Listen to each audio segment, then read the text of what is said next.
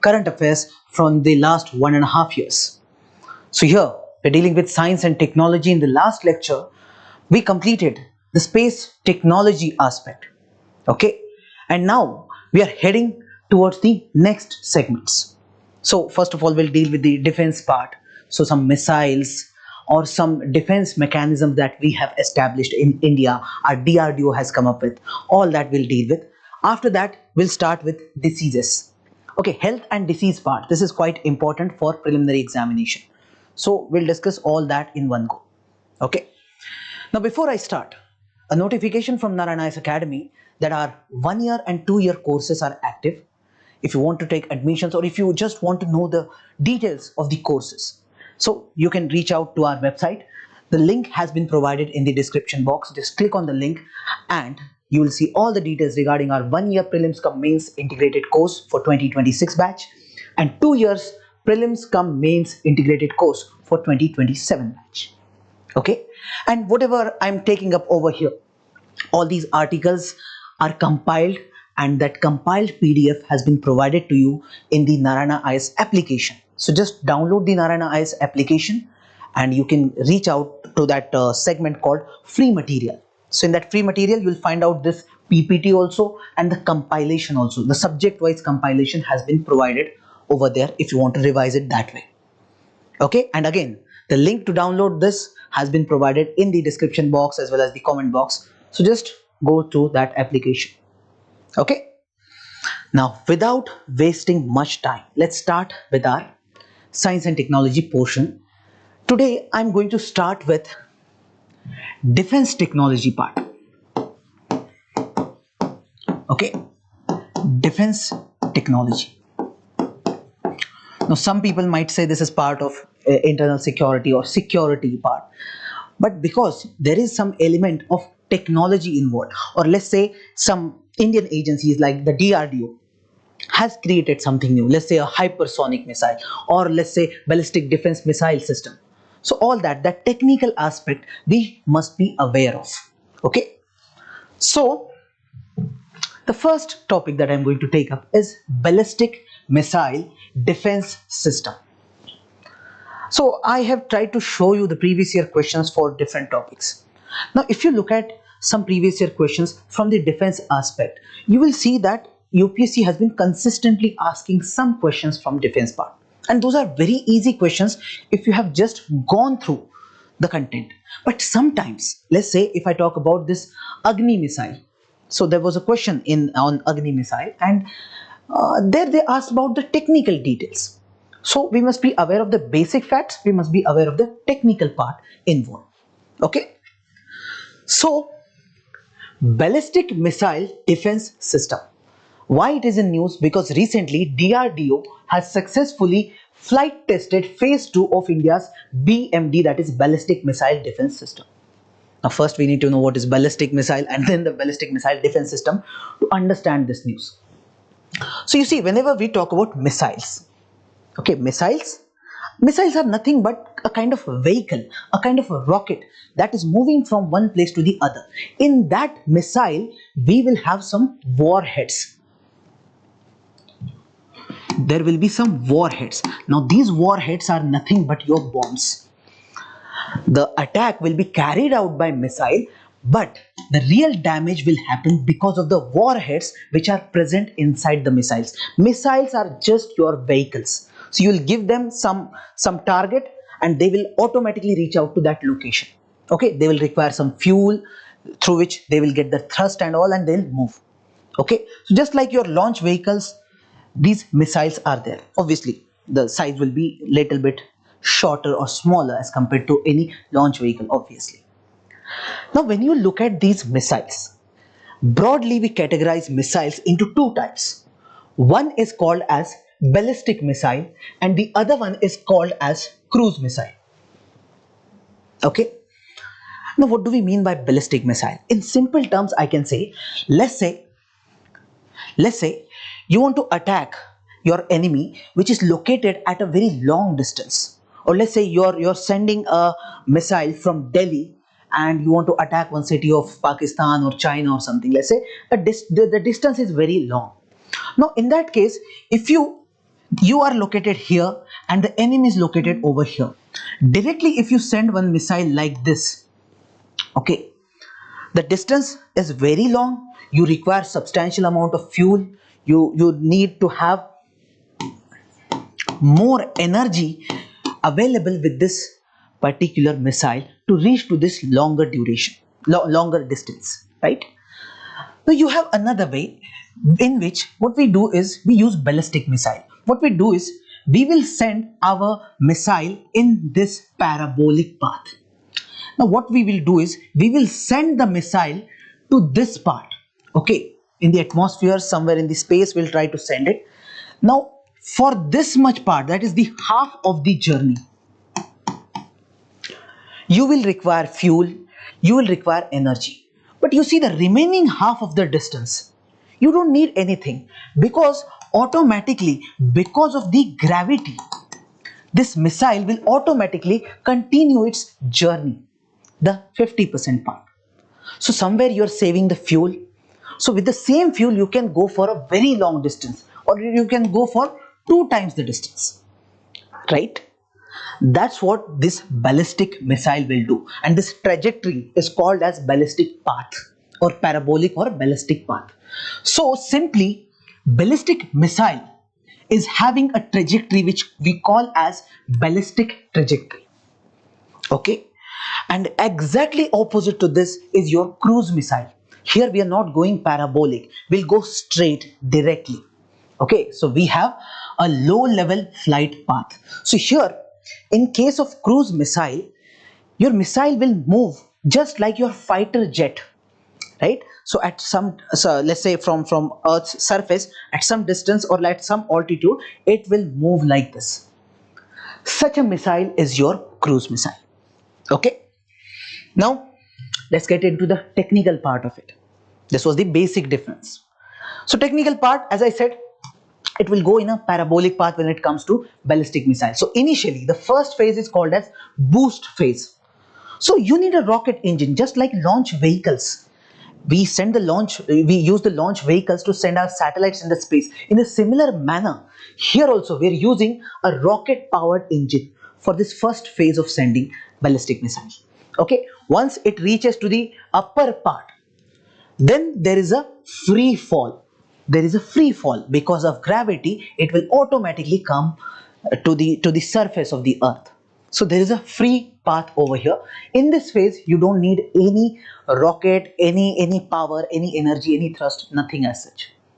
And then there is the last stage, which we call as terminal stage.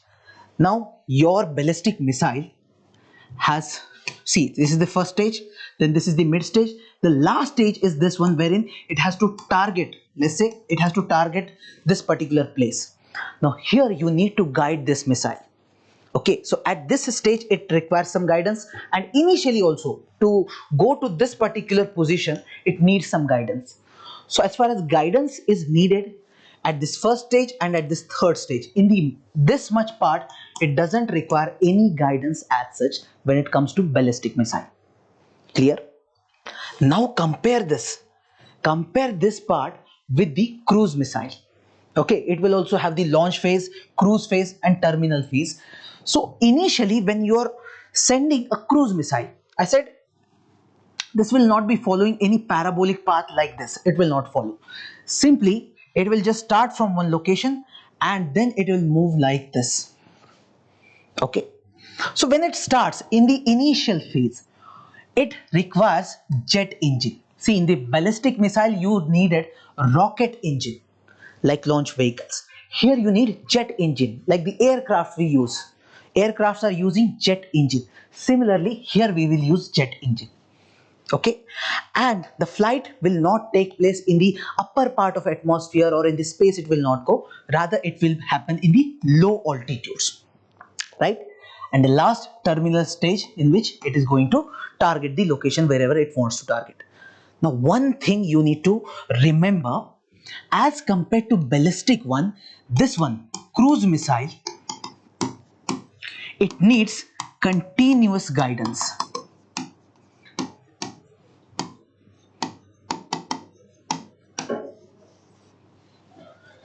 Continuous guidance is needed from the initial part till the end part, and continuous fuel is also needed. So there is no free fall as such in case of cruise missile. It has to continually move.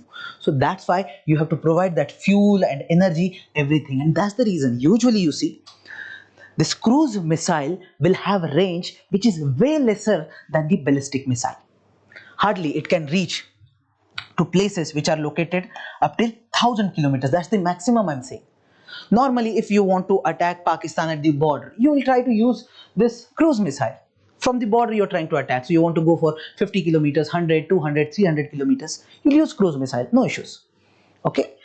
But in case you want to go for a longer distance, or you want to attack using nuclear weapons, then you will think about ballistic missiles. So if you see the range, somewhere from short range to 15,000 kilometers, that means for 100 kilometers also you can use ballistic. For 15,000 kilometers also, means that's the maximum I'm talking about, wherein we talk about intercontinental ballistic missiles. So the range will be different. Some will be short range, for a very short range, for a very short distance you can use them. Some will be mid range, some will be having long range. And in the long range category there is something called ICBM, that is intercontinental ballistic missile, ICBM, wherein you can send one missile from India to a different continent altogether. Let's say in Europe, in Australia, in America, you can send your missile. That's your intercontinental ballistic missile. Okay, you can't send cruise missile. That's very tough to in a intercontinental manner. Clear? Now, next thing, speed part.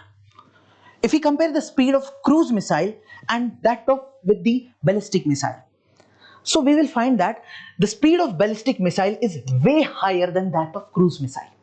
What is the maximum speed we get with the cruise missile? Usually we get it between 0.6 to 0.8 Mach. Now people who are not aware of Mach, look, the speed of sound.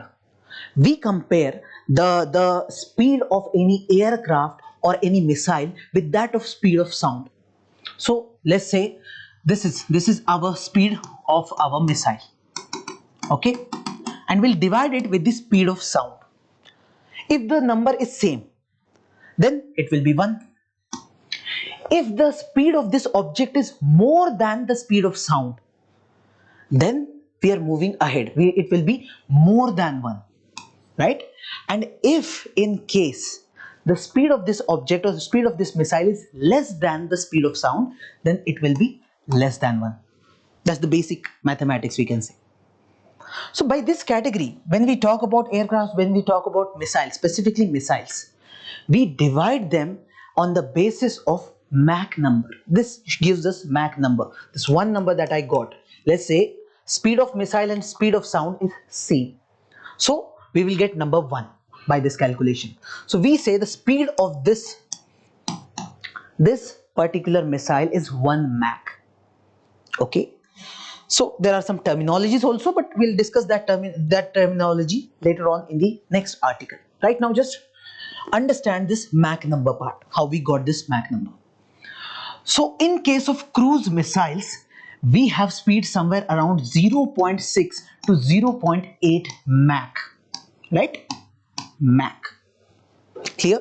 Now compare this with the ballistic missile. The speed is up till Mach 15. Up till Mach 15. So now you can't even imagine the speed of ballistic missiles. Okay, that's the maximum range, maximum speed I'm talking about. Okay. Altitude part, now I don't need to tell you. You understand, cruise missile will have lower altitude, this one will have higher altitude. Okay. Guidance system, I told you, this requires guided guidance system during the first phase and the last phase, ballistic missiles. But for cruise, you need continuous guidance using your GPS or whatever system you have. Okay.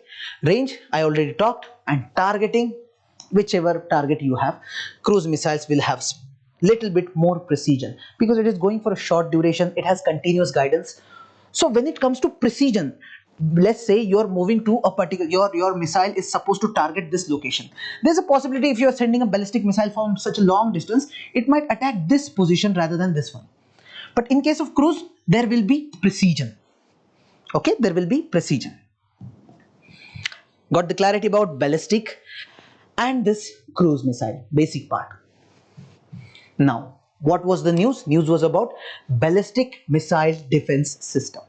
We all know, if countries are thinking about sending a nuclear weapon, they will more or less try to use ballistic missile. Okay. Now, in this case, I will say countries are concerned about ballistic missiles. They don't like ballistic missiles. So, in case your enemy country is attacking using ballistic missiles, you need some defense system. You need some defense system. If a ballistic missile is coming from such a far distance, can you already detect this missile which might attack you in the next 15 minutes, 20 minutes, or whatever time it is? So if you can detect it earlier, you can track it and you can attack it using another missile, then you can destroy that missile in the atmosphere itself. So it is coming like this. If here itself you can attack it, then it will be destroyed in the atmosphere. It will not attack your place. Right? Now that's what happens in this BMD system, or ballistic missile defense system. The system is designed in such a way that it can detect, it can track and intercept. Intercept means it is going to attack it. It will try to understand its target, where it will go in next few minutes, and then it will attack. So if I have to show you, so first of all, there will be some radar stations. So let's say this is your radar station. Your enemy has fired a ballistic missile. So it is moving like this. Now you have some radar stations with you. These radar stations will try to track these ballistic missiles. So it will track that, yes, right now it is at this position called A. Here this missile is there. After some time now it has to reach here. But radar can only locate it. It has detected, right now it's here. Now you have another system called command and control system. What this command and control system will do, radar has told that it is located, this enemy weapon is located over here at position A. So it will try to calculate this trajectory and understand the pattern, and with this pattern it will understand that after, let's say, 15 minutes, 10 minutes, 5 minutes, this missile is going to come to this particular location. It will calculate that part, and if it's a genuine threat, this command and control system will give direction to this missile launcher. So this is your interceptor. This is going to send another missile and attack this missile exactly at this position, because it knows that after some time it will come here. So exactly it will send in such a manner that at that point of time it will attack, and this ballistic missile will be destroyed over here in the atmosphere itself. Yes, good system, very good system. Now it's not like only India is considering to build such things. There are many countries which have already built such ballistic missile defense system. For example, we have United States. So United States has already built such a system. For example, this ground-based mid-coast defense, Aegis ballistic missile defense, terminal high altitude area defense. All these are good examples. Look at Israel. They also have such systems in the form of Iron Dome, David Sling, Arrow.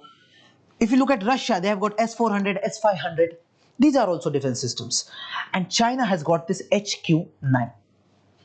Okay, and the news is India or DRDO successfully flight tested this phase 2 of India's BMD system. So India is also getting into this elite class who has got this missile defense system.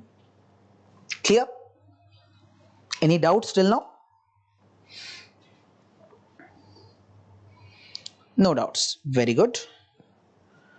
Now moving ahead. Our program for this ballistic missile defense system started after the 2002. Specifically after this Kargil war, we started working on this project. Okay, and the objective was to build a multi-layered shield. It was planned that we should not have interceptor, just one single interceptor. Let's say enemy has fired a missile and we could not attack it properly. We should have one more system which could attack that particular missile. So multi-layered, 2 layers or 3 layers. So right now we have this 2-layered plan. What happens in the first phase? We are planning to attack any missile, any ballistic missile which is coming from a distance of, let's say, 2000 kilometers, up to 2000 kilometers. So we have two systems. One is called as PAD, other one is called as AAD. PAD is Prithvi Air Defense, AAD is Advanced Area Defense. What happens, you see, this one, PAD, is going to intercept between the range of 50 to 80 kilometer altitude, and this one is going to attack if there is a ballistic missile coming in this 15 to 30 kilometer altitude. Let's say the ballistic missile from the enemy is coming, now it is in this range, then this PAD can attack it. In case PAD missed it, okay, so the missile has come very close to your place, so within this 15 to 30 kilometer range, this AAD is going to attack it. Okay, so we have this two layers. Now this was still 2000 kilometers only. Later on in the second phase, we decided that we will even look for solutions beyond 2000 kilometers range. There we are working. So first one, AD1, we have successfully tested in 2022, and now we are working on AD2. It is still under development, it is still under testing. So we'll wait for this program to complete. Then we will have a very strong ballistic missile defense system. Okay, so this is all about BDM system altogether. Let me see if we have any doubts. No. Okay, just give me 1 second.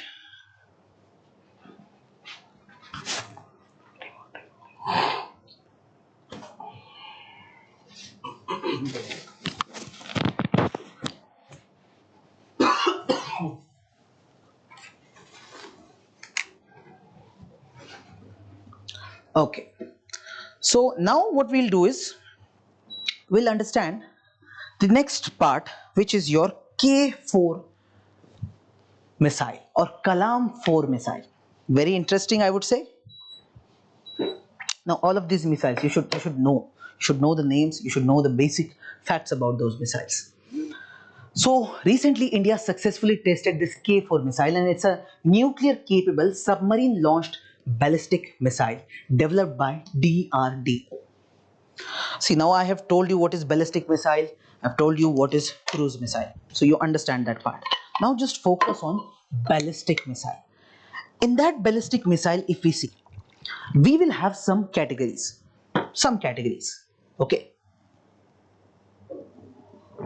Let's say I want to send a ballistic missile from land, then that will be land based ballistic missile. I can send it through a submarine, that will be submarine launched ballistic missile, and from the air also, that is air launched ballistic missile. Okay, now I'm talking about this second category, that is submarine launched ballistic missile. This K4 is a submarine launch. Through submarine you can launch this ballistic missile. Okay, now look at this K4 missile. Intermediate range nuclear capable SLBM. Now it is nuclear capable, means you can put nuclear weapons, nuclear warheads in this particular missile. Okay, now we have special submarines. The name of those submarines is Arihant class nuclear submarines. So this K4 missile can be attached to this Arihant class nuclear submarines. Okay, and these are developed by DRDO under this Advanced Technology Vessel program.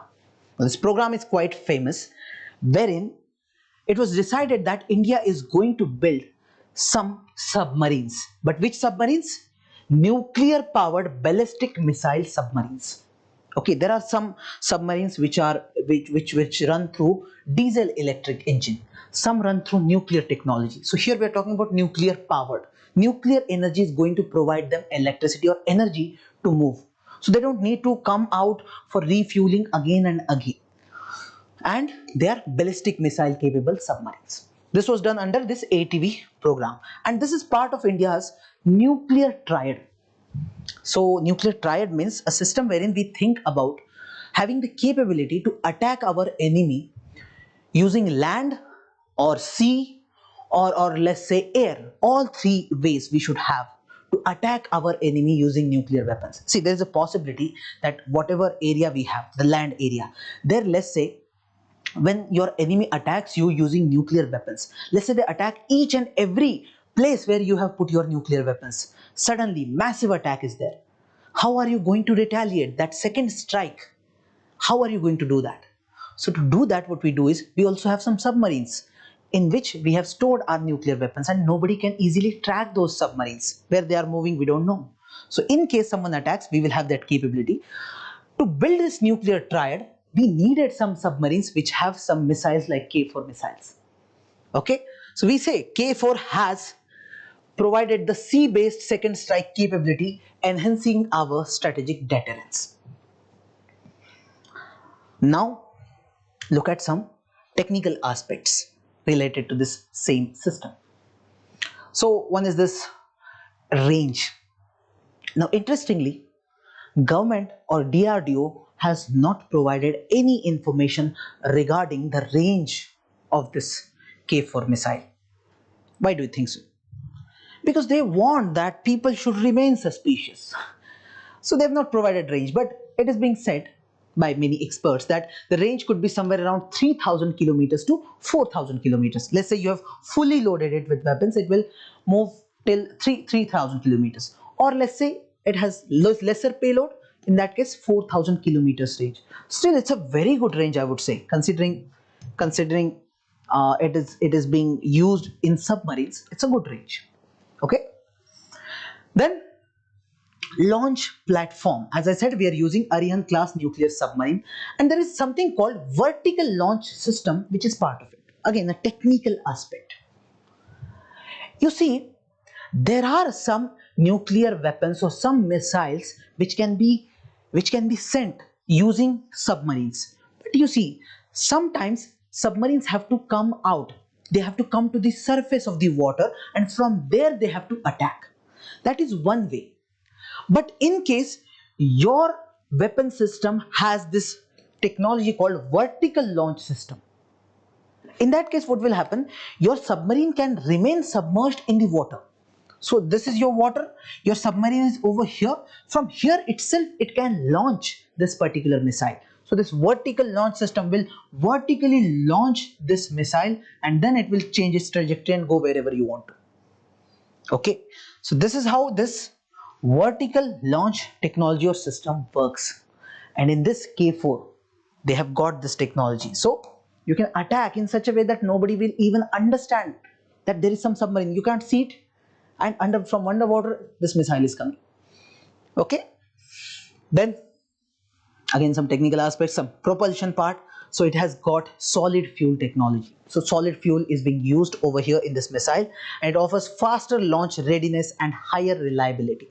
So you can easily launch it very quickly. You can launch it and you can rely on it because there is solid fuel. What happens is, as compared to liquid fuel, solid fuel will burn very quickly, and once it starts burning, it will burn the entire fuel in one go. That's why I'm saying it is ready for launch, and once you do it, it is very reliable, we can say. Then it has got guidance system, which is very advanced one, advanced inertial guidance. Now this provides precision. So wherever you want to attack, it is going to attack very precisely. Even if the distance is so long, it will be very much accurate.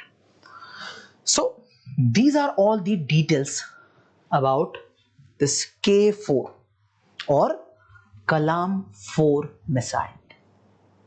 Clear? Now if you have any doubts, you can please ask.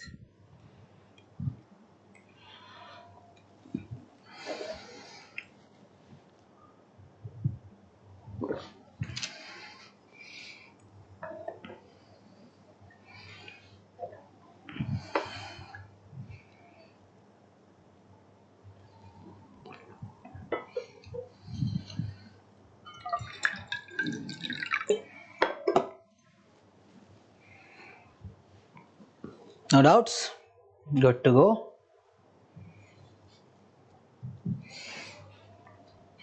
Now the next one. Here we are talking about something called hypersonic missile. You must have heard about this term hypersonic, subsonic, supersonic, right? DRDO has successfully conducted a flight trial of India's first long range hypersonic missile from Dr. APJ Abdul Kalam Island from Odisha. So we have successfully tested it. Okay, we're still working on this hypersonic missile. Many countries in the world, they are working on building hypersonic missiles, and this is a very advanced technology, I must say. Now see,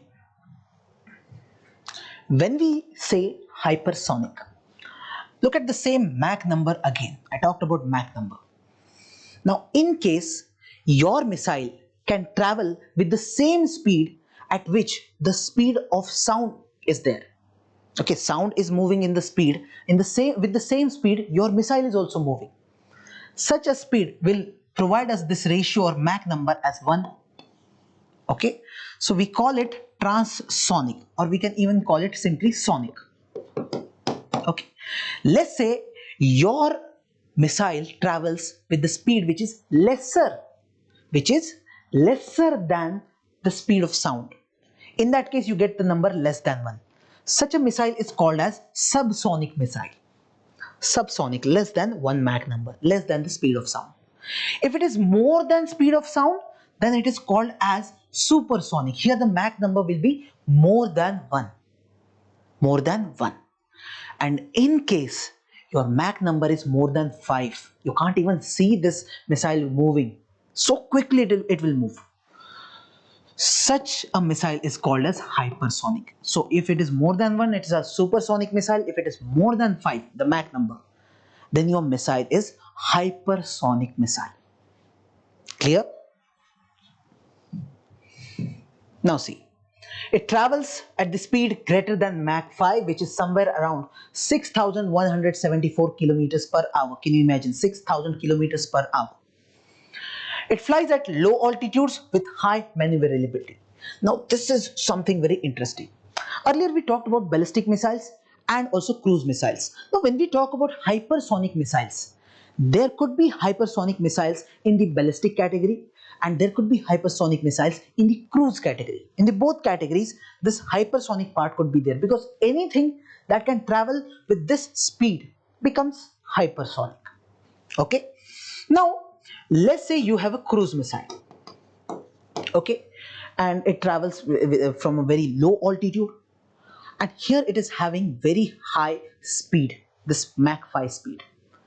In that case, it's a what we call as hypersonic missile. Now here there is one more thing which is called as high maneuverability, which means you can maneuver, you can guide it. Let's say this missile is on the way. Now you can change its trajectory. Now this missile is capable of changing its trajectory, go for maneuvering. All that maneuvering is possible with this hypersonic missile. That's the speciality. Okay. Difficult to detect or intercept due to unpredictable path. Now because it has got maneuverability. Now normally what happens, I give you one example of ballistic missile wherein it goes like this. Okay. Now when your missile is going like this, you can predict the path. You can predict the path that after some time it will reach here, after some time it will reach here. You can predict, and that's why we have got that missile defense system, right? Ballistic missile defense system, which can track and then intercept this missile and just neutralize it, destroy it. That's possible. That's possible because it's not changing its path once it enters here. But in case of hypersonic missile, it has got high maneuverability. That's the reason it can change its path in between. It can change its trajectory to some extent, and that's why the other side or the enemy might feel that it is going to attack here, but it might attack here or here somewhere. Okay. So this high maneuverability ensures that the path remains unpredictable. Enemy cannot predict the path of a hypersonic missile, so it is going to attack anyway, you can say. Okay. Now as I said, a missile which is a ballistic missile category or a cruise missile category, both can be classified under hypersonic part. So if you have a ballistic missile which can go beyond 5 Mach speed, that will be here. So these are called as hypersonic glide vehicles. So actually what happens, for the initial part, they are acting as ballistic, or they are taking this ballistic path. Once they reach this atmosphere part, here they start gliding. Okay, here they start gliding. That's why we have named it hypersonic glide vehicle. Okay, while gliding, now we can maneuver them. Here this maneuvering part will be there. Okay, and second category is your cruise, so we call it hypersonic cruise missile, right? What is the difference between this glide vehicle or this ballistic part and this cruise part? Remember, we have different engines altogether. When you are sending a ballistic missile, you're using rocket engine. In case of this cruise missile, you're using jet engine. So here we use this scramjet engine. Scramjet is very famous, advanced one, wherein it will not have any oxygen stored with it. Rather, it will take the air from outside or the atmosphere itself. That's the scramjet engine which we'll use here. And here, because it's a ballistic kind of a thing, so we're using rocket. Okay, so that's how we have two different types of hypersonic missiles. Any doubts till now? Yes, till now any doubt regarding hypersonic missile?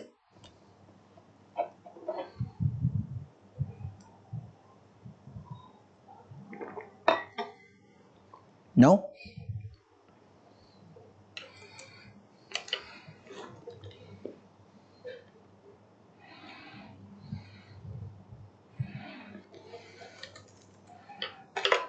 Let me check.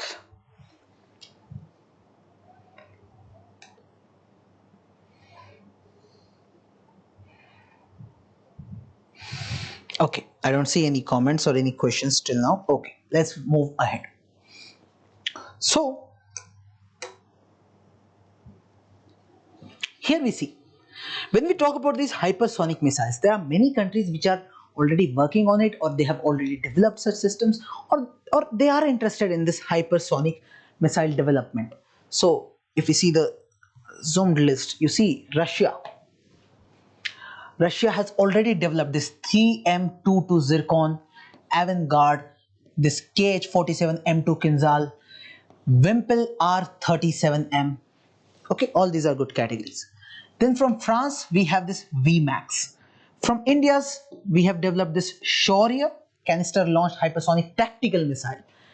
And we have in development BrahMos 2. BrahMos 2 is going to be hypersonic cruise missile under a joint development with Russia. So Russia and India will be jointly developing this BrahMos 2. Then North Korea, they have developed this Hwasong 8 hypersonic glide vehicle. Then apart from North Korea, we have United States. They have developed this operational fires, off fires they call it, or they have in development long range hypersonic weapon, or this Dark Eagle they call it, surface to surface medium range weapon. Then hypersonic air launched offensive anti-surface halo. Iran, if you see, they have developed this Fatah. China, if you see, they have developed DF-41, Starry Sky 2, Lingyong 1. Now it's difficult to remember all of these. Just read it once. At least remember India's missiles. Okay, and at least try to read about China, USA, Russia. That would suffice. Okay. So all this is about your hypersonic missiles. Now you can understand this news very easily. So we understood ballistic missile, we understood cruise missile, we understood ballistic missile defense system, we understood different types of ballistic missiles, and we have understood this hypersonic missile part. This much part we have covered. How much time? In just 30-40 minutes. Okay, so we are going good. Yes, we are going good.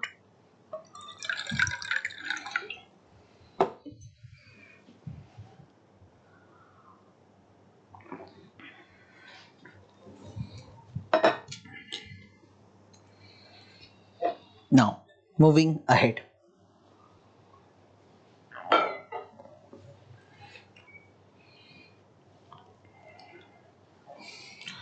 The next article or next topic is Agni 5 ballistic missile. See, earlier also UPSC has asked about Agni missile. You see the previous year questions in preliminary exam, they have clearly or directly asked about Agni missile, the factual part of it. So you must remember that. And Agni 5 is very important, and it has got some special technology inbuilt in it. Who developed this Agni 5 missile? DRDO. And they have recently successfully test fired this Agni 5 ballistic missile with a special technology attached to it, which is called as MIRV technology. We should know this technology, that's important, and we should know this mission Divyastra. In simple terms, I can say this testing part, all that is done under mission Divyastra. They're calling Agni 5 missile as a Divyastra.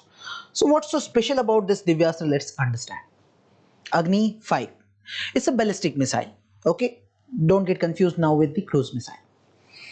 First thing, it's an intercontinental ballistic missile. Now this is something which is making this missile unique, important, strategically very important.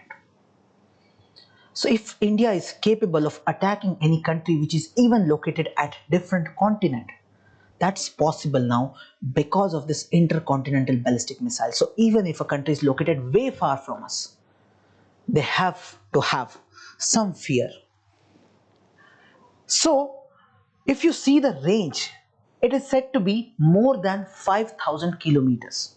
Although experts claim that it is way more than that, but if we tell the real range, that might create problems with other countries, let's say with some European countries or USA.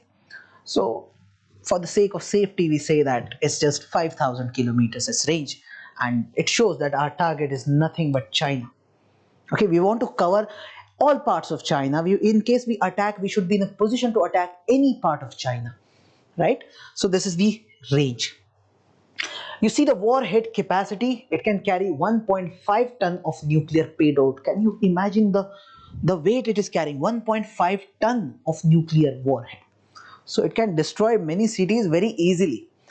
Then propulsion, it is using 3-stage solid fuel. Again, when we are using solid fuel is very reliable, it's very strong, and you can easily use it. And when it's a solid fuel, we can say that the thrust it is going to get will be very strong one.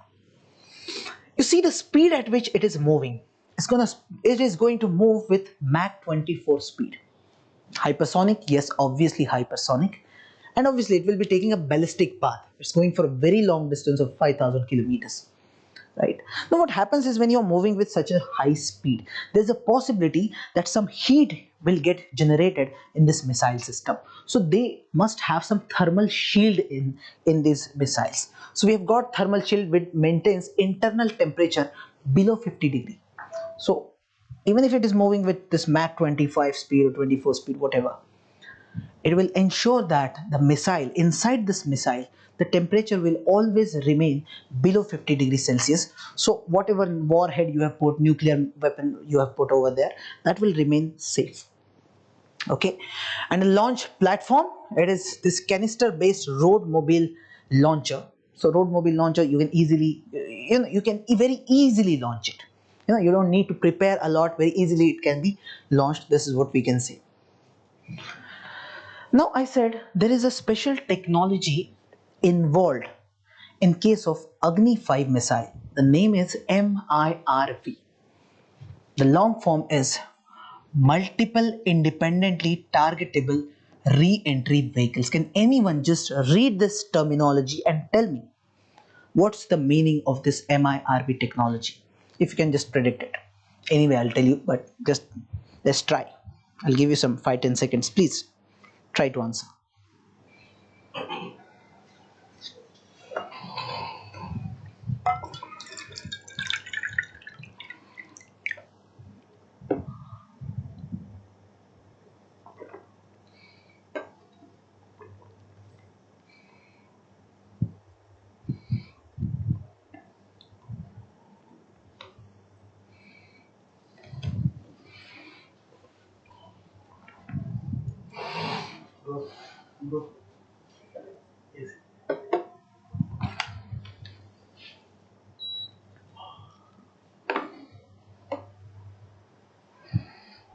No?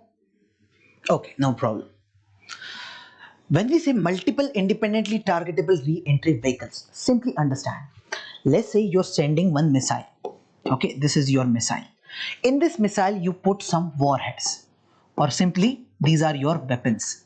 Let's say you're putting one nuclear weapon over here, or any weapon, normal traditional weapon also. That is put over here. So this missile will go and attack, and this warhead will destroy everything over there. Now, in case of MIRV technology, you will have multiple warheads. Instead of one warhead over here, you will have multiple warheads in just one missile. That means multiple weapons in one missile altogether. And these warheads can independently go and attack to different locations. So when you are attacking using this missile, while moving in this phase, let's say it's over here, one warhead will come and attack this place. After some time, other one will go and attack this place, other one will go attack this place. So even if your enemy is having some kind of defense system, or even if they have prepared for one attack, still there will be so many attacks, there will be so many warheads attacking at the same moment that they can't prepare for everything. So some missiles, some warheads are anyway going to destroy your enemies. That's called MIRV technology. Okay, that's easy, very easy. What are the benefits of this MIRV technology then? Simply enhance targeting, precision strike on multiple targets. First of all, you're targeting multiple places at the same moment using the same missile, and these are very precise targeting, because I said all these warheads can independently move and they will also be precise. It's not like they'll just go anywhere. They will be precise too. That's one thing. Second, improved resilience. So even if some of your warheads, they are intercepted, that means enemy already tracked them and started attacking. How are you going to attack so many warheads? It's not possible. Let's say you will destroy 3, 4, 5. One or two will anyway going to destroy you. They are going to attack you, right? And third is cost efficiency. Sending one missile and attacking 5, 6 enemies at one time. That's the best thing. So it's a very cost effective solution. Okay, so this is your MIRV. Remember this name, multiple independently targetable re-entry vehicles, MIRV, in Agni 5 ballistic missile. Okay, done? Easy, very easy. I won't even call it easy, I'll call it very easy. Now see, there are many countries which are already working, which are already having such a technology, MIRV technology. For example, USA, UK, France, they have this MIRV technology on their submarine launched ballistic missiles. Then China is also having such a thing for its intercontinental ballistic missile. Russia also has, India has also joined it now, and Pakistan is being said that they are experimenting on this stuff. Okay, now next part is your Subal 20 logistic drones.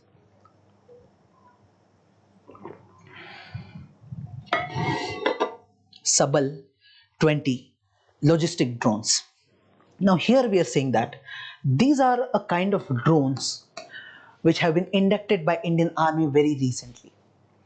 You see, when we talk about drones, we use this term called unmanned aerial vehicle. We use this term, that these are those vehicles which can move on their own. You don't need any person to sit there as a pilot. These are unmanned aerial vehicles, right? We call them simply as drones. Now drones can be used for different purposes. One of the purpose could be for using it for the logistical purpose. Logistical, let's say your military personnel want to send some ammunition from one place to the other. Let's say they want to send some medical supply, little bit medical supply, let's say 1 kg 2 kg, they want to send from one place to the other. That's also possible. So all that thing for using for military purpose, humanitarian purpose, commercial missions, everywhere you're sending medical aid, food, ammunition, equipments, everything can be sent using such a drone. So it will just carry one box. That box it will just take and put wherever it needs to be. Okay, this is your logistic drone, using drones for logistical purpose. Now, as far as the Subal 20 logistic drone is concerned, it has been developed by IIT Kanpur, and this company is their defense startup company, Endure Air. Okay, and it's powered by electricity. This is one important thing. Because it is powered by electricity, this is very much cost effective, we can say. So this is our another electric vehicle, right? Now see the technical part of it, how much payload it can carry. So it can carry weight up till 20 kg. which is 50% of its own weight. So its weight is 40 kg, it can carry 20 kg. Very good. Then it has got tandem rotor configuration, which is similar to Chinook helicopter. So this is nothing special. It has got those blades, those rotor system over here. Similar system will be also there over here. When you have two rotor system, it's very easy to let's say you have to take this cup and just move it like this in the vertical manner. So that becomes very easy with this rotor configuration. Okay, so this one is there. Then it has got VTOL capability, that means vertical takeoff and landing. It can vertically take off and vertically come down or land. It doesn't go like this aircraft like this. Okay, then it has got variable pitch technology. So variable pitch means if you see its rotors, those blades which you see which are moving, those blades can change their angle, change their speed. All that is possible, because of which there will be some stability. Then it has got low RPM. The blades are moving like this, so they will not be moving very fast. The RPM means the revolution per minute, is relatively less. That means it will move less, it will orbit or it will move like this very less. So the noise that will be generated will also be very less. So it is very good when you attack, in case you need to send some kind of supply and there you have enemies also, so they will also not track it because it is having this low RPM, no noise is there. And autonomous flight, so sometimes it can move beyond the visual line of sight. Whatever you can see, it can even go beyond that visual sight. Okay, all these are its technical capabilities. That's all about this Subal 20 logistic drone. Okay, easy, again easy. Moving ahead, the next one is your INS Nilgiri, INS Surat and INS Vakshi. These are important. Now people might think that if INS is given, that means all are same. No, all are not same. INS Nilgiri is a frigate, INS Surat is a destroyer, INS Vakshir is a submarine. What's the difference? You see, this is your submarine. Okay, I talked about submarine already. This is your submarine, but this frigate and this destroyer, these are different things. So in this image you can very easily see the naval warship. The biggest one is your aircraft carrier. This one is your aircraft carrier. The smaller aircraft, the smaller warcraft, or what we can call it as warship, smaller than the aircraft carrier would be a cruiser. Smaller than that is your destroyer. Then your frigate, then corvette, then your submarine over here, and then these amphibious ships. These are very small ships. Now here you see, this is your destroyer and this is your frigate. Okay, destroyer and frigate. So here I'm saying INS Surat is a destroyer, INS Nilgiri is a frigate. Now these are some technical aspects about this submarine called INS Vakshir. Not technical, I would say, rather factual parts. Just read it, revise it once, because this is going to be important for examination. So just read it. There's nothing to teach a lot about it. So it is 6th Calvary class submarine. It was made under Project 75. It is based on Scorpion class design and it uses diesel electric engine. Okay, diesel electric, not nuclear powered. Remember this fact. Okay, it has stealth technology, that means you can't easily detect, enemies can't easily detect it, and it has multi-role capabilities. So air, let's say someone is attacking through air, someone's attacking through naval, so it has got multiple role capabilities. It can be used for different attacks. And previous submarines of the same class, that is this Kalvari class, so we have Kalvari, Kanderi, Karanj, Vela, Vagir, etc. Factual part, we can't help it, you have to read. Then you have got this INS Surat, which is a destroyer. It's the 4th destroyer and final stealth destroyer under this Project 15B Visakhapatnam class. Okay, then it has also got this stealth capability. It can be used for multiple roles: anti-air, anti-surface, anti-submarine, similarly. Okay, all these facts you can read over here. And last is your INS Nilgiri, which is a frigate.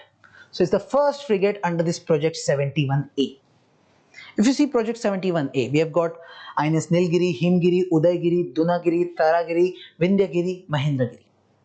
Okay, they have got this advanced stealth technology, multi-role capabilities, modern sensors, communication, etc., etc.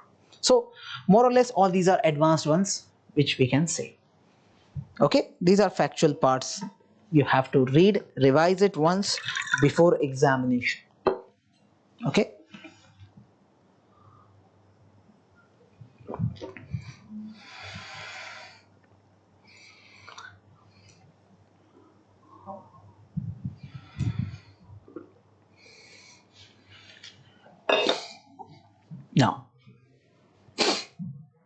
Now, the next one is your smart system. The smart system. The name is Supersonic Missile Assisted Release of Torpedo System, which is developed by DRDO. In short, we are naming it as smart system. Okay.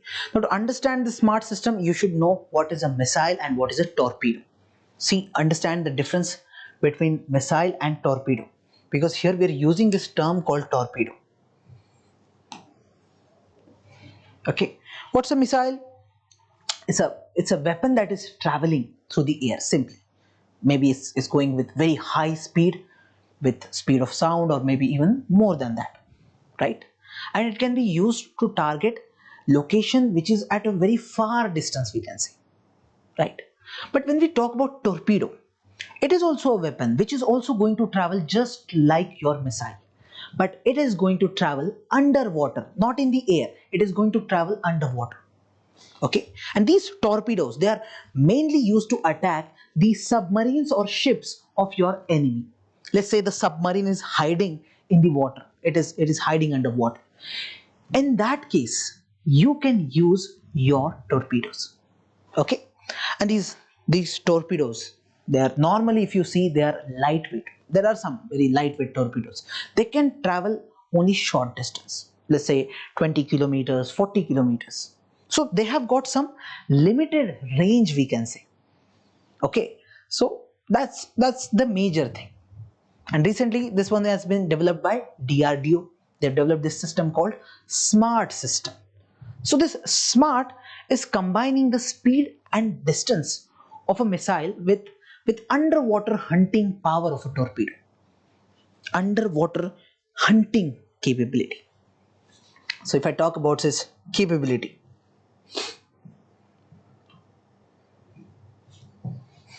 if I talk about its main aim or main objective or capability in that case, so it is going to give Indian Navy the ability to detect and destroy the enemy's submarines. So let's say the submarines are at farther distance, then you can detect it. And this is going to be important because submarines are very dangerous and they can silently attack your ships, your coastal areas without easily being noticed. Okay, so let's say if the Navy can attack these submarines before they come very close, so this will keep Indian waters much safe, we can say. And this was recently successfully flight tested from this APJ Abdul Kalam Island, which is in Odisha. So now we might be in a position to use it in future defense mechanisms. And this works in a very interesting way, I would say, that because it is launched like a normal missile. Normally when we are launching it, it is very similar to a normal missile, and it is moving with let's say subsonic speed. Okay, but once it reaches the area where an enemy has this submarine, and that enemy submarine has been suspected. Let's say there is a submarine which is hiding over there and it has been suspected by us.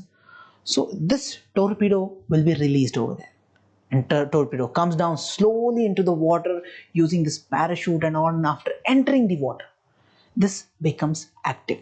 It starts searching for that enemy submarine automatically because it has got some sensors also. Those sensors will help it detect this submarine. So it will detect, it will chase, and once it reaches over there, it is going to destroy it. So very clever kind of system, very smart kind of system.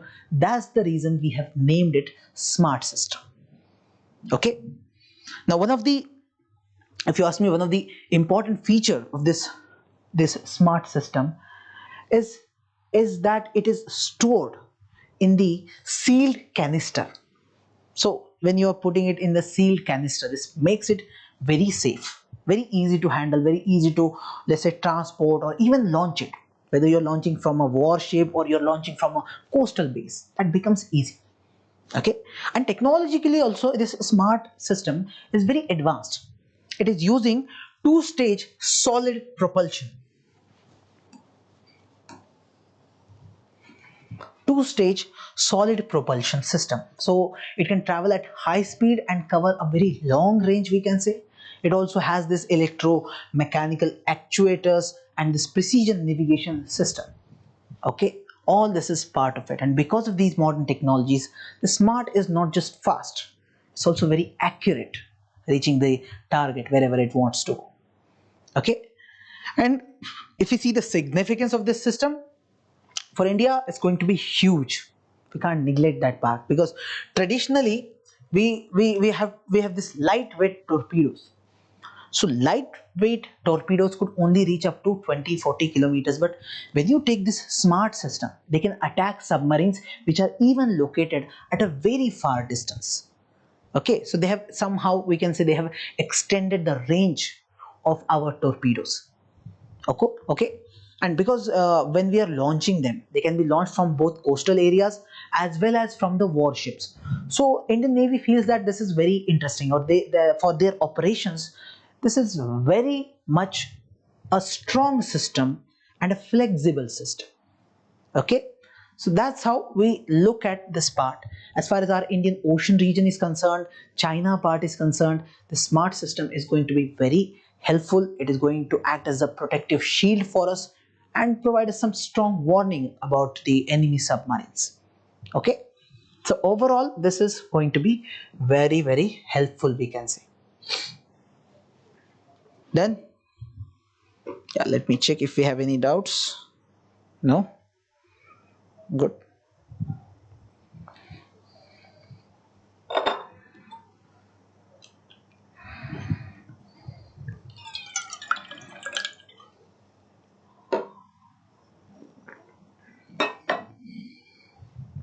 Okay, no problem. Now the next one over here is Pinaka multi-barrel rocket launcher system. So DRDO has successfully completed flight test of this guided Pinaka system, or Pinaka multi-barrel rocket launcher. It's a rocket launcher. You can see the image. Yes, right here. It's a rocket launcher. You can put it on a truck and just launch it. So when we say rocket launcher, it's a type of weapon that can be that can be like a fire rockets. So there will be a long tube like explosive that can travel very fast through the air and explode on hitting the target. Now it's very different from the missiles, because missiles are guided. They are guided very precisely to target a place. But these rockets, they are not precisely made, or there is no guidance as such. They are generally used to hit any large areas, because you want to do it very quickly. As compared to missiles, you can launch them very quickly, very easily. That you will do over here. Now when we say multi-barrel rocket launcher, it means a system that has got many tubes, many barrels. Many barrels are there. So here multiple rockets can be fired one after the other. So you see this system, one after the other, one after the other, one after the other. Continuously you can fire so many missiles or so many such barrels one after the other, and this creates a rain of destruction over an area. So there's a large area, so many enemies are there, continuously you're attacking. That's very interesting. Okay, so now when we talk about this Pinaka system, this one is India's indigenous system. We have developed it.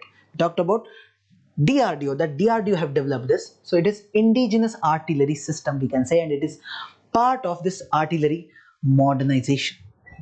Okay, so DRDO has been consistently working on this. Okay, now Pinaka was developed mainly because India needed some modern system. So earlier we had some system from USSR or Soviet. So they had provided us with this BM-21 Grad. So this was available with us, but we needed something modern, because that was an old system which was being used at the time of Cold War. So now we are using Pinaka, and we have used Pinaka earlier in the Kargil war also. It has proved its worth when It was used to bombard enemy positions hidden in the high mountains. So we can rely on this system right now, we can say. Over the years, we have developed different versions of this Pinaka system. And if you talk about the first version that we had, that was this Mark 1. Yeah, this Mark 1, which had range of 38 kilometers, then Mark 2 60 kilometer. Then we have got this guided Pinaka, which can go for a strike, which is a very precise one. Okay, so such different versions we have developed, and scientists are also working on future versions of Pinaka that could reach even up till 120 to 300 kilometers. So that will be a very strong system, we can say. Okay, now one of the most effective or impressive feature of this Pinaka is its firing speed. One single launcher can launch somewhere around 12 rockets in just 44 seconds. Can you just imagine this part? 12 barrels in just 44 seconds, right? And it will be covering substantial area. Let's say it can cover somewhere around 700 into 500 meters area. This much area will be easily covered by this system. So this is going to be very interesting. And this Pinaka's ability to quickly send so many weapons or shower a large area with firepower, this gives Indian forces a very what we call an edge in the battles. If you can use such systems, that will give you an extra edge. Okay, then also it has got some mobility. See, this Pinaka system is mounted on a heavy duty military truck. We call them Tatra truck.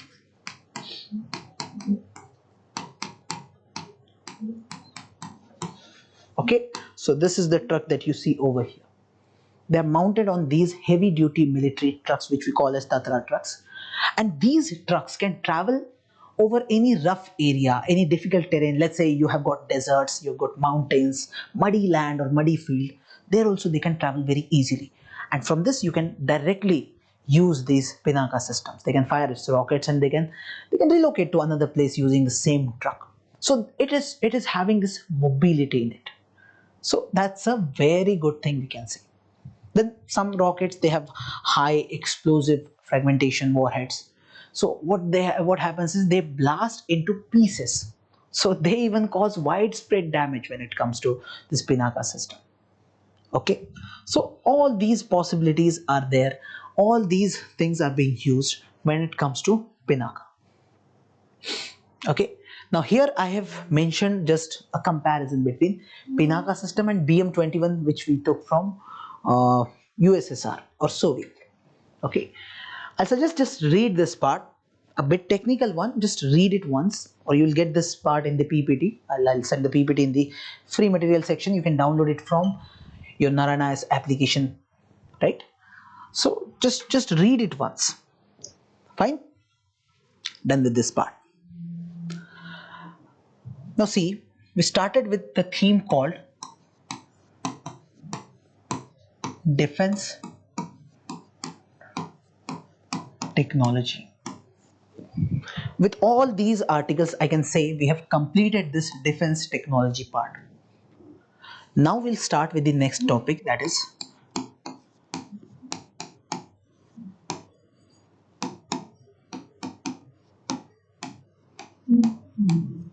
health and diseases. If you have any doubts till now, you can ask, or else I'll just start with the health and disease part. We'll try to cover as many diseases as possible today. Okay, if few are remaining, we'll cover that tomorrow. Please ask if you have any doubts.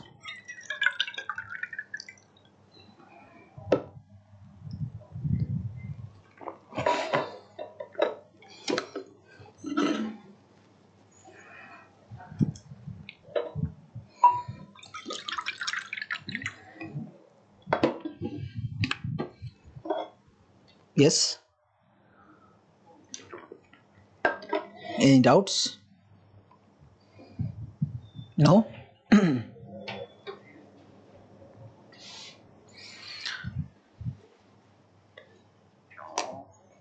Okay, good to go then. Then we'll continue with the next theme that we are starting over here, that is health and diseases. It's an important theme again. Health and diseases, we have seen many questions being asked. Let's say some virus has caused a particular disease. UPSC will ask which virus. UPSC will ask whether it is caused by virus or bacteria or protozoa or whatever. So all these factual technical parts you must be aware of. Okay. Now in these diseases, one category of disease is something called neglected tropical diseases. There are some diseases which remain neglected. People are neglecting, agencies are neglecting, governments are neglecting. These diseases, for curing these diseases, for the treatment of these diseases, less funding is being provided. To make the vaccines, let's say, to make the medicines, less funding, less attention is being provided. That's why we are calling them neglected diseases. And these diseases are very common in the tropical regions. They are very much prevalent in tropical regions. In the tropical regions, you see most of the countries, they're very poor countries. And that's the reason they don't have enough capability to fund these diseases, and international community is not giving much attention to it. So that's the reason we are calling them neglected tropical diseases. Now, you see, the examples, I'll give you the examples first so that you can understand them. So some of these diseases which are caused by bacteria, neglected tropical diseases, some which are caused by bacteria, that includes actinomycetoma, Buruli ulcer, leprosy, trachoma, yaws. All these are caused by bacteria. Okay. Some of them are caused by viruses. For example, we have chikungunya, dengue, rabies. All three are caused by viruses, and all these three are neglected tropical diseases. Okay. Then some are caused by protozoa. For example, African trypanosomiasis. Then we have Chagas disease. Then we have leishmaniasis. Okay. Then some are caused by this ectoparasite, a special parasite we say. For example, scabies. And at last, we have some caused by fungi or helminths. So from fungi we get this chromoblastomycosis and eumycetoma. From helminth we get these many. Now you might ask, sir, do we need to remember all of them? I know it is very tough to remember all of them. Just try to read it once or twice. At least try to remember the major names or the famous names so that you can at least eliminate options. For example, you can remember at least this leprosy, trachoma, yaws also. You can remember chikungunya, dengue, rabies. You can remember this leishmaniasis. This is important, very famous. Or anything important from this. Let's say lymphatic filariasis. This is quite famous. So at least try to remember these names. It's better if you can remember all. That's a tough task, I know. Now all these are neglected tropical diseases. Okay, so they're caused by only virus? No, they're caused by virus, bacteria, parasite, fungi, toxins. All these can be there, and the impact is very severe. Now if you see how many people are getting affected by this, on an average we are saying more than 1 billion people are affected by these neglected tropical diseases. Okay, and you see India, as far as India is concerned, in the entire world, India has largest burden of 10 major neglected tropical diseases. So there are 10 diseases in which we are at the top of the world. For example, hookworm, dengue, kala azar, rabies, leprosy, lymphatic filariasis. These are some examples. Now, have we done something till now to eliminate these diseases? So yes, we have been working on eliminating these diseases from our country. For example, in 2000, we have eliminated this guinea worm disease. Successfully, we have done this. Then we have also eliminated this yaws disease in the year 2016. Now see the difference. This disease is caused by a parasite. Yaws is caused by a bacteria. Okay, by a bacteria. Now, what is the news? Why we are studying about this one? Because India has become the third country in Southeast Asia after Nepal and Myanmar to eliminate a disease called trachoma. We have eliminated trachoma, And trachoma is a neglected tropical disease. That's the reason we discussed neglected tropical disease. Now you should be aware of the factual details regarding this disease called trachoma. You must be aware of it. So I'll show you trachoma disease. First of all, it's a bacterial eye infection. So trachoma is caused by virus or bacteria. It's caused by bacteria. It affects your eyes. So in case you're affected and you've got this disease called trachoma, you may suffer from the problem of blindness.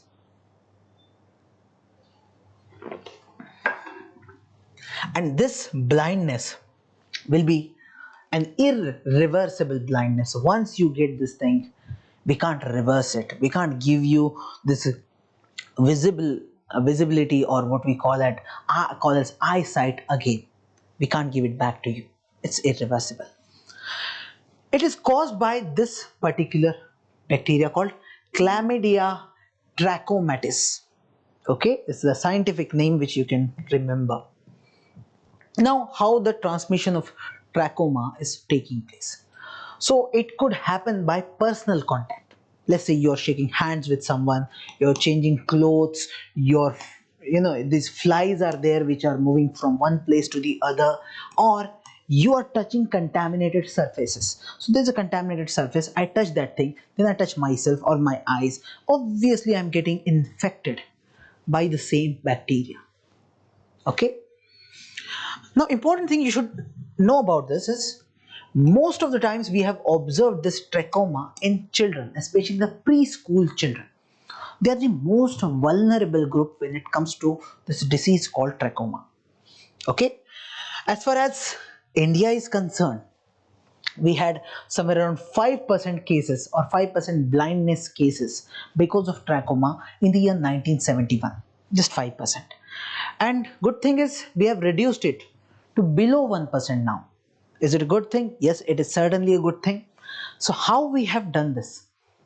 We have come up with some government initiatives. For example, we started National Program for Control of Blindness and Visual Impairment. I repeat the name. National Program for Control of Blindness and Visual Impairment. This one was started. Then WHO has given one strategy called as SAFE strategy. SAFE means surgery, antibiotics, facial cleanliness and environmental improvement. This is a strategy to deal with trachoma. Okay.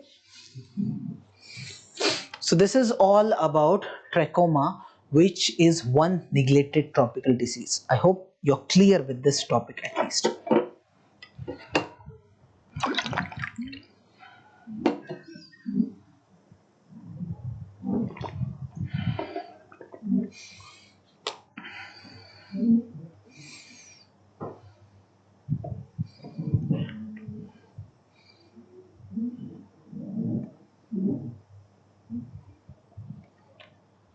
Okay. No doubts. Very good. So let's move ahead with the next one. Here we have something called Kala Azar disease. The scientific name for this Kala Azar disease is visceral leishmaniasis. You should remember the name. This is a famous disease. That's why I suggest at least remember this scientific name too. Now, what's the news? Recently, India has successfully eliminated this Kala Azar as public health problem. So we had some patients, we have completely eradicated it now, we can say. And this Kala Azar, interestingly, it's a neglected tropical disease. So the list we have seen, in that list, Kala Azar will also be there. And the good news is we have eradicated, we have removed it from our problems. Now, it is caused not by bacteria, not by virus, it is caused by a protozoan parasite. Okay, the name of this protozoan parasite is Leishmania donovani. I suggest, because this disease is quite important, this year's prelims, I'll suggest please remember these facts, even if these are very technical, but you have to remember. Okay, Leishmania donovani. Now sometimes this disease is caused because of some vectors. For example, if I have to say a vector, let's say you've got a sand fly you got a mosquito or something, they can act as a vector. So let's say I'll give you example of a mosquito, wherein a mosquito is carrying a bacteria or protozoa. That mosquito comes and bites you. In that case, that protozoa or that bacteria will enter your body, or that virus will enter your body. That's how you get the disease. That mosquito or sandfly is acting as a vector, just acting as a vector. Okay, so here it could be this female sandfly, you can remember the name. And when you get this particular disease, many of your organs get affected. For example, the spleen, liver, bone marrow, all these will get affected. When all these will be affected, you will have some problems in your body, some symptoms, like you will get some fever, that is irregular fever. Suddenly there will be some weight loss. Then these conditions are there. Then there will be severe anemia. All these are symptoms. Now see its prevalence. Right now this disease Kala Azar is endemic in 76 countries. So it's like it's common now. It's very common in many countries, 76 countries. Obviously these are all those countries which are in the tropical region. Okay. Now major burden lies on India, Sudan, Brazil and Kenya. So if you look at the world figures and compare the Indian figures, you'll get that India contributes to 18% of global cases. Somewhere around 20% you can say in rough figures. So 1/5 of the cases in the entire world are from India. That's something we must be aware of. Now what we did till now to eliminate this Kala Azar disease. Okay, it's a neglected tropical disease. We're concerned about it. What all we did? We had this target. Indian government decided this target that by the year 2010, India is going to completely eradicate or eliminate this Kala Azar disease. It was decided, but we could not achieve this goal. We still worked hard. Later on, this was revised to 2050. Okay, so at least goal was set, some actions were taken. We also signed an MOU, Memorandum of Understanding, with some of the countries like Bangladesh and Nepal. So we decided that our region, this Southeast Asia region, in this region, at least we will try to eradicate, or this South Asia region, we will try to eradicate this particular Kala Azar disease. Then we implemented this National Vector-Borne Disease Control Program, which is now part of our National Health Mission. All these are initiatives taken by government to eradicate this Kala Azar district. Okay, done with Kala Azar. Now we just need to look at all the facts, major facts regarding diseases. Okay, because we have got multiple diseases to read now. So I'll try to just give you a brief understanding about it, and we'll just go through facts, and you have to remember those facts because those could be asked in the examination. So the next disease is West Nile fever. Now recently we observed that there were some cases of West Nile fever in Kerala. That's why it was in news. Obviously many times we get news only from Kerala because they have got a decent kind of system wherein cases are registered, healthcare department as far as there. Now if we see this West Nile disease or West Nile fever disease, it is mosquito borne viral infection. So it is caused by virus. First of all, be sure about this part. It's caused by virus. Name of that virus is West Nile virus. Okay, and there is a vector called your mosquito. Mosquitoes act as vectors. Now if you see its family, this virus belongs to a family called as Flaviviridae. This is its family. If you see its genus, it is Flavivirus genus, and it belongs to this Japanese encephalitis complex. Whenever you get this term called encephalitis, that simply means it can lead to inflammation in your brain. Inflammation in your brain. That's where we use this term called encephalitis. So this might affect your brain functions, your neurons, your spinal cord, all these things can be affected. This we understand when we read about encephalitis. Okay. Now see, the nature of this virus would be it's a single-stranded RNA virus. See, something interesting about virus, that virus is something which is neither a living being nor a non-living being. Once it enters the host, once it enters our body, it becomes like a living being, right?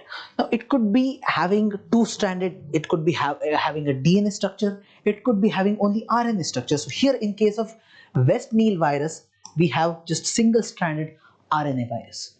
Okay, and right now it is spreaded in many areas: Africa, Europe, Middle East, North America, West Asia, all these regions.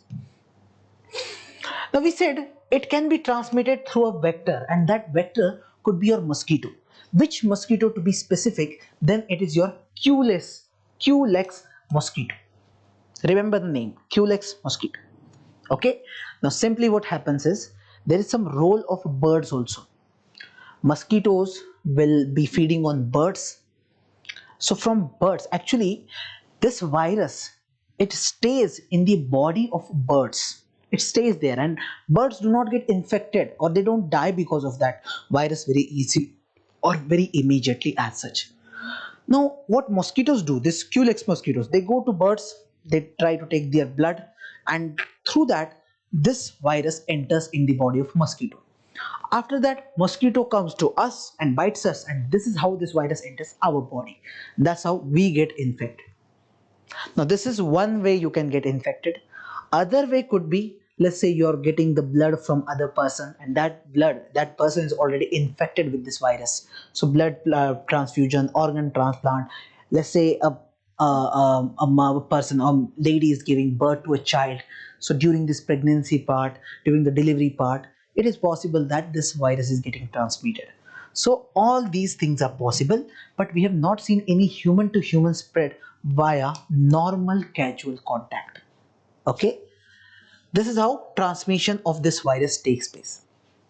You see the symptoms, most of the time it is asymptomatic. That means the virus will be there, it's increasing, it's attacking your body, you don't see any symptoms in your body. In 80% cases we don't see any symptoms. In some people we see some mild symptoms like this: fever, headache, body joint ache. This is normal, we anyway feel this thing.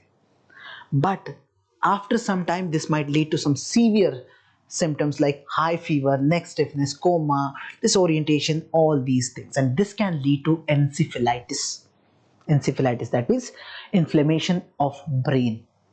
Okay, is there any treatment available? Right now there is no antiviral treatment which is available for this virus. Okay, right now only what we have is some supportive care. So doctors will try to just cure you from all the symptoms that you're getting. You're getting headache, they'll provide you something to cure that headache. So likewise, hospitalization, the support, air respiratory support for severe cases. Okay, all this will be provided. Now next, now we'll just try to skim through each and every article, okay, to study it in a most practical way. So we have something called Pompe disease. Recently there was a person called Nidhi Shirol. This person died at the age of 24 and died because of this Pompe disease, and I would say this person is the first patient of Pompe disease in India. So it's an alerting news. Now what is Pompe disease? Pompe. So Pompe disease is something wherein in your body the glycogen is not getting converted into glucose. Whatever we are eating, that's your glucose part. Okay, now this glucose, what it has to do, it has to provide energy to your body.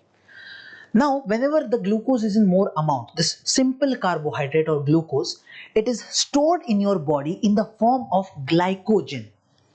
Okay, whatever you're eating, that is stored in your body, that glucose is stored in your body in the form of glycogen, which is a complex carbohydrate. Now whenever your body needs energy, this glycogen is again converted back to glucose and your body can use it. Okay, that's how our body works. Now in this person, when the person is getting this Pompe disease, that means in this person's body this glycogen is not converting into glucose. And why this is happening? Because in this person's body this enzyme called acid alpha glucosidase GAA in short. This enzyme, this liquid or this protein, we can call it anything, but that is not present. There is some deficiency of this enzyme. Because of this, this conversion is not taking place. So what will happen? In your body, glycogen will start accumulating, right? And most of the times we see this glycogen in your liver. That's why there will be inflammation in the liver. This will happen. So people might suffer from weak muscles, poor muscle tone, enlarged liver, failure to gain weight, trouble breathing, feeding problems, infection in the respiratory system, etc. All these problems will be there. Okay, and why this is happening, if you're asking, there is no answer. This is something we say a kind of a rare genetic disease. Okay, there's some problem with the genes, that's why it is happening, we can say.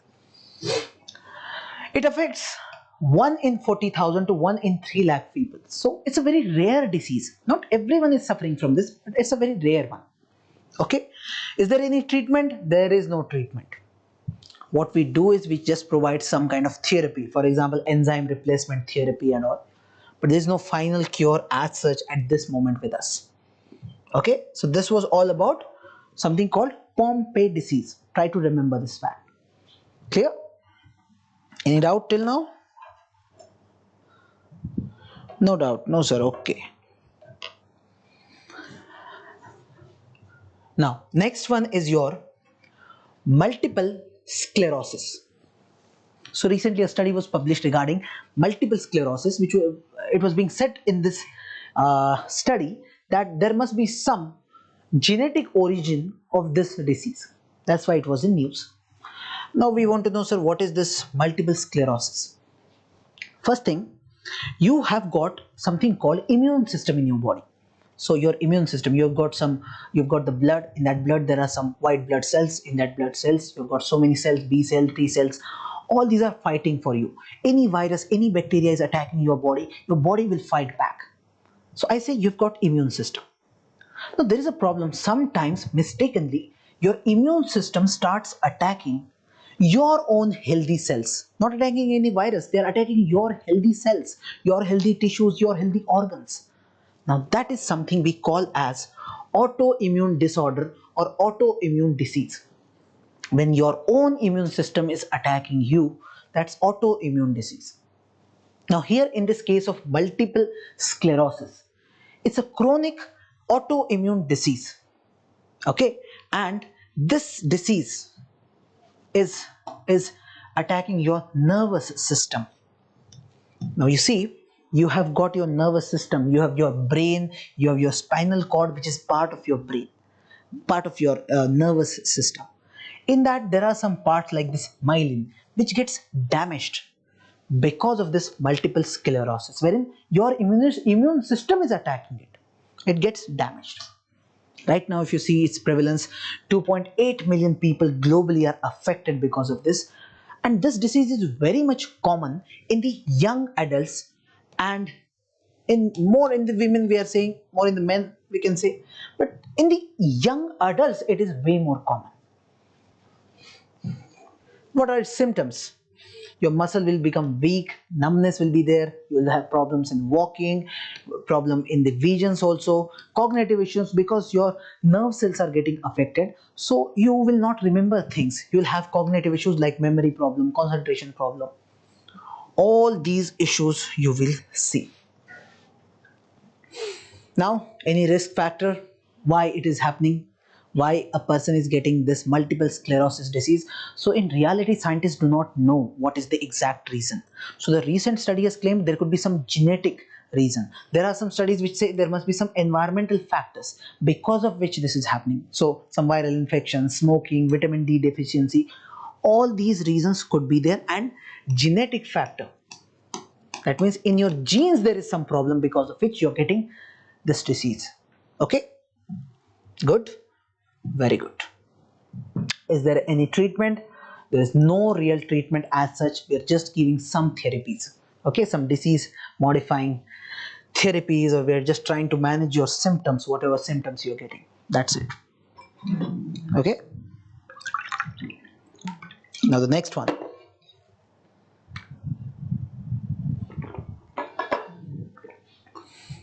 Next one is your Marburg virus disease. I'll say, I'll put it in a 5-star list. Very important. Okay? Very important disease you should remember. Marburg. Now, recently there was an outbreak of this Marburg virus disease in the country called Rwanda. Many people died because of this disease. Okay? Again, the name itself says Marburg virus disease, so that means there is a virus which is causing it. The name of that virus is Marburg, and we write it like this, MARV. Now, this virus belongs to this Filoviridae family.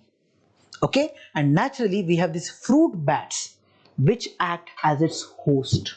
Okay, the name of this fruit bat is Rosetus species. Okay, so people who get affected with this virus, they'll get very dangerous kind of fever. Okay, we call it hemorrhagic fever.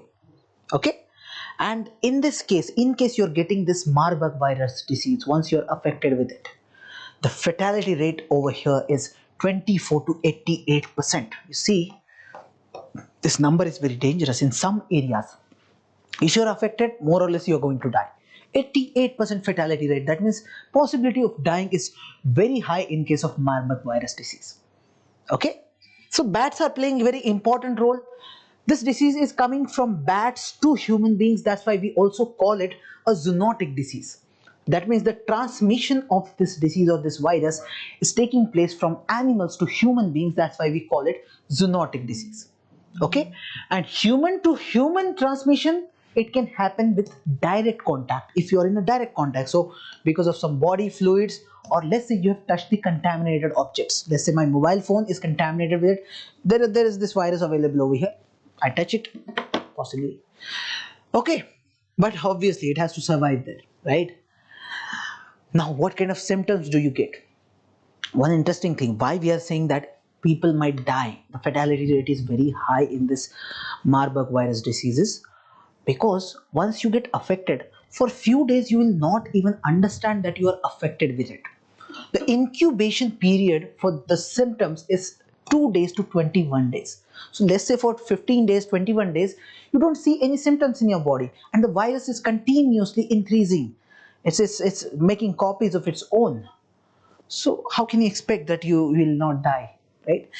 There will be some early symptoms like fever, chills, headache, muscle pain, and later on there could be some severe symptoms like vomiting, diarrhea, abdominal pain, internal and external bleeding. Now this is very interesting, or not interesting, this is very serious. Internal bleeding can happen, external bleeding can also happen. When you're getting these severe kind of symptoms, that's a dangerous sign. People may also suffer from organ failure, some kind of shock, and even people die in this stage. That's the reason this is a fatal disease and we must be aware of it. Do we have any treatment? Right now, no specific antiviral, no vaccine which is available for this disease. Okay, what we do is just give some therapies, just give some support, give rehydration, oxygen therapy, try to manage those symptoms. You're getting fever, we'll try to manage that fever. Likewise, all these things will be done. Scientists are still working on some more experimental things, like they are working on this monoclonal antibodies, antivirals, and antivirals which they could try to make. So all this is under research, they're working on it. Once they develop any monoclonal antibody or any antiviral, we will have some treatment available. Right now we don't have. Okay, so this is all about Marburg virus disease. Kindly revise it before going for the examination. Now one more 5-star disease. 5-star because very important, very relevant for exam, that is Chandipura virus disease. Now this Chandipura is a place, a village in India. In Maharashtra there is a district called Bhandara. In that district there is a village called Chandipur. So because the first case we observed in this village, that's why the name given to this disease is Chandipura virus disease.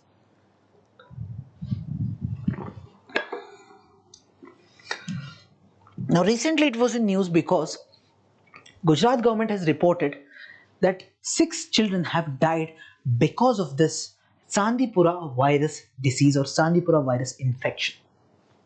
Now see, you see the prevalence of this disease in India. I said firstly it was there in Maharashtra. There were major outbreaks in the year 2003 to 4 in Maharashtra, Gujarat, Andhra Pradesh, and right now this disease is very common in central India. Okay, it's endemic disease now. Now first of all, it is due to a virus. Okay, and this virus is causing encephalitis in children. Again, do I need to tell you again? No. Encephalitis means inflammation of brain, and this is happening in children, to be very specific. Now this Chandipura virus, it belongs to this Rhabdoviridae family, and this family is same which is causing rabies virus. So rabies virus belongs to the same category, Chandipura virus belongs to the same category. In rabies also you see there is some problem with respect to your brain or your spinal cord, or whatever we call it as your nervous system. That's the right word to say, right? Then transmission, how the transmission of Chandipura virus will take place, one person to the other. So there will be a vector like this sand flies, some mosquitoes like this Aedes aegypti mosquito. There's this sand fly called phlebotomine sand fly. They can act as vectors. What happens is in these mosquitoes or sand flies, in their saliva, this virus survives. This virus stays in their salivary glands, and through them it comes to human beings. When these mosquitoes they bite us, specifically Aedes aegypti, then you get this Chandipura virus. Okay. Once you get infected, you will show some symptoms like fever, headache, body ache. After some time, some severe ones like altered sensorium, seizures, encephalitis, respiratory disease. All these things will happen. Okay, and in case you started getting this severe symptom, then within 24 to 48 hours, you are going to die. In case you reach to this stage, then there is a high possibility of death in 24 to 48 hours. Okay, is there any treatment available? No. Again, only the supportive care, only the symptoms will be managed. No antiviral developed till now. Clear? Now the next one is human metapneumovirus. Human metapneumovirus, in short we call it HMPV. Now recently it was in news because in many cities in India we saw cases of human metapneumovirus, HMPV. So it's a respiratory virus, so it is going to affect your respiratory tract. So maybe your lung, your respiratory pipe, anything, any part of it that might be affected because of this virus. Okay, and this virus belongs to Pneumoviridae family. Pneumoviridae, pneumo when you are using, you can understand it is related to your respiratory things. Now this virus was detected or discovered in the year 2001 for the first time, and if you see the data, global data, 3 to 10% hospital admissions in children less than 5 years. Okay, so we can say important disease, yes, important. How the transmission of this disease takes place? So simply through the respiratory droplets. So when you're doing this respiration, some droplets are coming out. Let's say you're sneezing, you're coughing. At that time, some droplets will come out. If the other person is taking those droplets, inhaling that, in that case, that person will get this disease. Okay, this is one way. Or let's say that person is using some handkerchief. You touch that handkerchief, then you touch that to your face, same hand you're touching, then also you'll get affected. And in the winter season and early spring, this disease becomes very common. Okay, these are the facts you need to remember. Symptoms are normal. In case of any problem related to the respiratory tract, whatever disease you get, similar symptoms will be there. So in case of severe things, you get bronchitis, pneumonia, all these diseases. This immunocompromised children, they are more or less affected by this. If there are some children whose immunity is not that strong, they are very weak, in that case there is a possibility they might lead into a severe case wherein they are affected by bronchitis or pneumonia. Okay, again, what about treatment? No specific antiviral, no vaccine as such, only supportive care. Okay, good. Now then we have something called blue baby syndrome. Name is very interesting, blue baby syndrome. The face or the body of the baby looks bluish. That's why the name blue baby syndrome is here. Now recently there was a news that high nitrate levels in the groundwater in India are being detected. In our groundwater, there are so many contaminants, but nitrate level, especially this NO3, we're using many fertilizers nowadays in agriculture. In those fertilizers, this nitrate is there, because of which groundwater is getting contaminated with this nitrate. And because of this high nitrate level, there is a possibility of problems like or diseases like this blue baby syndrome in infants. So you see this baby looking a bit bluish in color, right? What exactly happens, why it's looking blue? So the baby, if you see the blood, in the blood we have something called RBC, red blood cells, right? In that red blood cells we have something called hemoglobin. What is the task of this hemoglobin? When you're inhaling air, you're taking oxygen and all, it's there in your lungs. This hemoglobin will take this oxygen and give it to every single cell in your body. Every part of your body will get the supply of oxygen because of hemoglobin, right? Now here what happens, here the problem lies with this hemoglobin, wherein the blood cannot carry enough oxygen. The hemoglobin cannot take this oxygen, bind to this oxygen and carry it throughout your body. That's the reason your body, your organs, your cells, all these are not getting enough oxygen, and this leads to hypoxic conditions, or we call it hypoxia. Hypoxic condition means there is less oxygen available in your body, and that's why you start looking little bluish. Okay. Now, what could be the causes? One major cause could be high nitrate exposure. When nitrate is more, then you can get this problem. So, contaminated groundwater because of fertilizers runoff, waste dumps, this could be there. Nitrate rich vegetables if you're eating. See, in the agriculture, if they're using fertilizers which has nitrates, then the veggies, let's say you're eating spinach, that spinach is also having nitrate. So that will also cause this problem. Or let's say you're exposing to this nitrate directly through these chemicals, that also can affect. Sometimes there could be a reason which is hereditary, some genetic factor could also be there, because of which your hemoglobin is not in a position to carry oxygen. So genetic dimension can be there, but this is very rare. Most of the cases the problem is high nitrate level. Okay, so you can remember this blue baby syndrome caused because of nitrates. So what will happen in infants? Bluish lips, bluish skin, fatigue, breathing issues. In severe cases, developmental delays. The body will not develop correctly.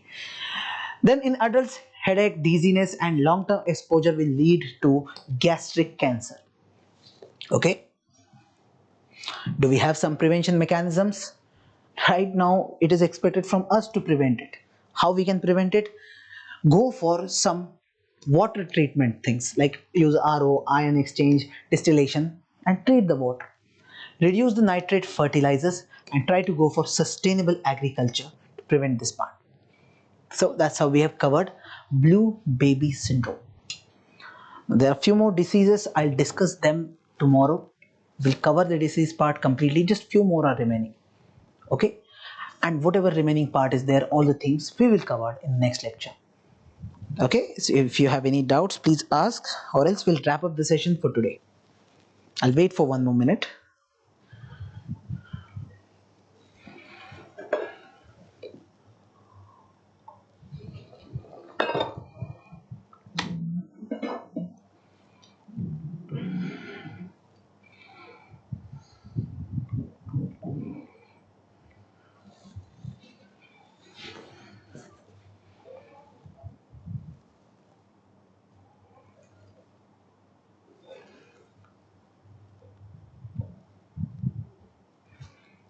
Okay, so I don't see any doubts. Fine then.